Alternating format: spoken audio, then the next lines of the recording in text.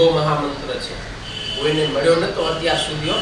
આ તો મહારાજ સ્વયં ભગવાન પુરુષોત્તમ નારાયણ આવ્યા અને એણે વેદમાં રહેલો મંત્ર શોધીને આપણને આપ્યો। આથી પેલા હજારો લાખો વર્ષ વ્યતીત થઈ ગયા, મોટા મોટા આચાર્યો થયા, ઋષિ મુનિઓ થયા, પણ કોઈના હાથમાં આ મહામંત્ર આવ્યો નહીં, કોઈના હાથમાં નથી આવ્યો। સ્વયં ભગવાને પોતે આ મંત્ર આપણને વેદમાંથી ઉદ્ઘોષ કરીને આપ્યો, મહારાજે પોતે આપણી સમક્ષ મૂક્યો।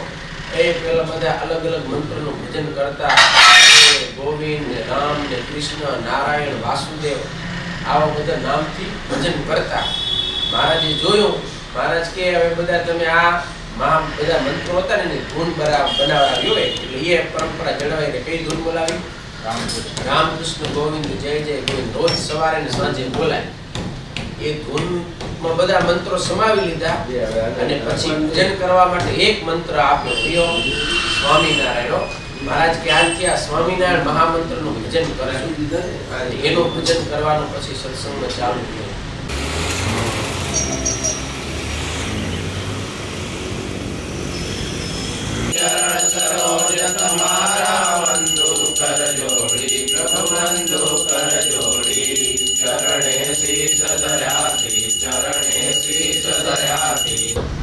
પણ સેવા ઉપાસના બાપાની ન થાય, એ ભગવાન પુરુષોત્તમના નીત થાય।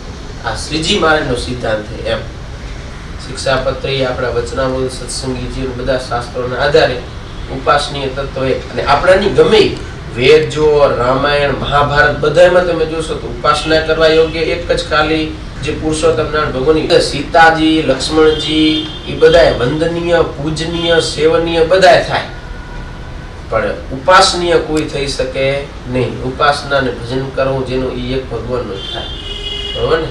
હવે તમારી રીતે તમે વ્યવસ્થા કરી લેજો ગમે। જો તમને આ વિડીયો પસંદ હોય તો લાઈક કરો, શેર કરો, કમેન્ટ કરો અને સબસ્ક્રાઈબ કરો, અને હા, બેલ વગાડવાનું ભૂલતા નહીં।